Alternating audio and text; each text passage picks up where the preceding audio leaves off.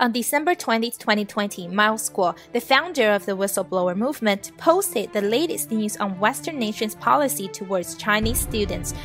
Japan, Canada, New Zealand, UK, France, and Germany have joined the US to restrict visas to Chinese students or to expel them from their countries. It is estimated that more than 80% of the 600,000 Chinese students applying to study abroad will be denied the opportunity. Chinese are not the same as the Chinese Communist Party, who is good at hiding behind the Chinese people. Guo is concerned that the innocent Chinese people will be stigmatized and suffer from the consequences of sanctions imposed on the Chinese Communist Party. The CCP took away freedom from Hong Kong, made COVID-19 in the lab, spread the virus that killed 1.7 million people worldwide, and interfered in the US election. Because of censorship in China, most of the Chinese don't know the truth. Fortunately, there are brave Chinese like Dr. Li Menyan and M.O.S, who risked their lives to alert the world of the threats posed by the CCP. Hundreds of millions of Chinese have woken up and joined the whistleblower movement to spread the truth.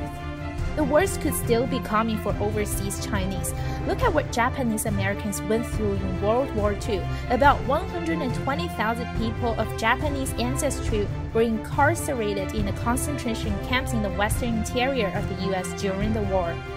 In 1980, under the public pressure, President Jimmy Carter opened an investigation into the internment of Japanese Americans, and eventually the US government disbursed more than $1.6 billion to the victims. We hope the tragedy of Japanese Americans does not repeat itself on overseas Chinese.